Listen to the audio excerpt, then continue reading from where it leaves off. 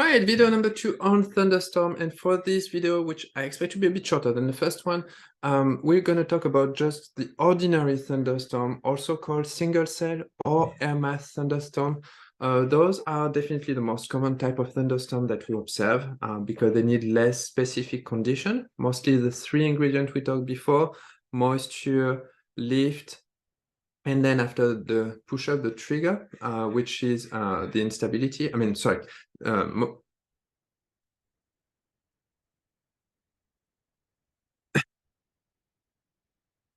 Hi everyone, and welcome to this video number 2, which I expect to be a little bit shorter than the previous one because we're going to only focus on one topic, which is the ordinary. I'll go describing what is an ordinary thunderstorm, also called single cell or air mass thunderstorm. Those thunderstorms are the most common, the least destructive thunderstorm.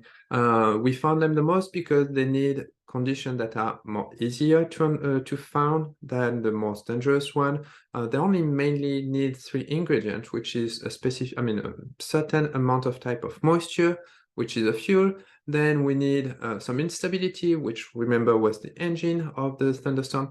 And finally, some kind of lift, some reason for this air to be lifted to create this instability.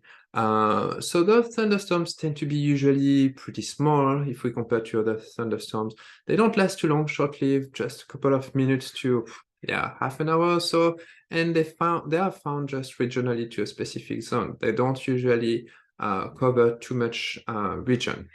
They don't produce too much wind because most of the time the wind shear is very weak.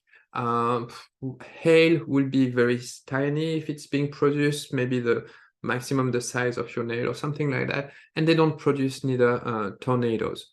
But those thunderstorms have a specific lifespan, and we can look at how those thunderstorms are created, how they live, and how they're dying, in fact. So that will be kind of what we'll be looking in particular for this video. Most of the places we found them everywhere uniformly, but they are very frequent in our region, such as around the Sierra Nevada. On the other side with the Appalachian, the Rockies, mountainous region tend to be usually a place we found them a lot because of the orographic lifting, which is one of the major cause for instability, to create this lifting and to move from a stable condition to unstable condition. Remember this conditionally stable condition. So how do those thunderstorms form, and what are the different stages of their life? We'll start with the first part, which is the formation of a cloud. In particular, since we're looking at storm condition, we're looking at the formation of a storm cloud. So we start with initially a cumulus. Cumulus will be formed either by convective lifting or by an orographic lifting.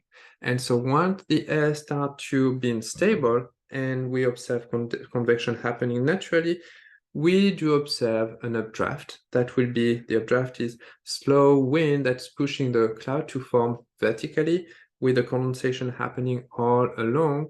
And with that, we're starting building from a cumulus to a cumulonimbus tower, where we have the expansion of water vapor and moving towards water droplets. And at some point, we'll have potentially freezing happening, since we might be getting higher in altitude. And so formation of what we call the super cool droplet, up to maybe potential crystal. At that stage, for the cumulus, we are just at the beginnings, formation of this cumulonimbus. So there is no rain happening. And because there is no yet differentiation too much between the condensation being formed, the precipitation that will happen between the liquid and solid phase, we don't really observe lightning. Very barely, a couple of ones may be happening, but they are very tiny little ones. This stage lasts about 10 minutes. It's pretty fast to build up the cumulus to the cumulonimbus. Then once we have the cumulonimbus, we're talking about the stage that is called the mature stage. At this point, we have formed this cumulonimbus right here or right there, with a separation between usually liquid droplets to supercooled or crystals on top of it, with a separation of charge with, remember, the negative and the positive charge potentially creating then this thunder, the lightning. That will be the most intense part of the storm, as you may guess, because at this point, with the cumulonimbus being formed, we are not just doing with an updraft, which push the air to the convective air to move in high elevation, but because you have this this condensation happening and those droplets or crystals being heavier and heavier, they start by gravity to fall down, creating another current, which is what we call a downdraft. And because it's coming from high elevation, it tends to be a cool, cold downdraft. And so we observe a separation inside of your cumulonimbus of two trajectories, two like a highway, one going towards the top and one going toward the bottom, toward the ground.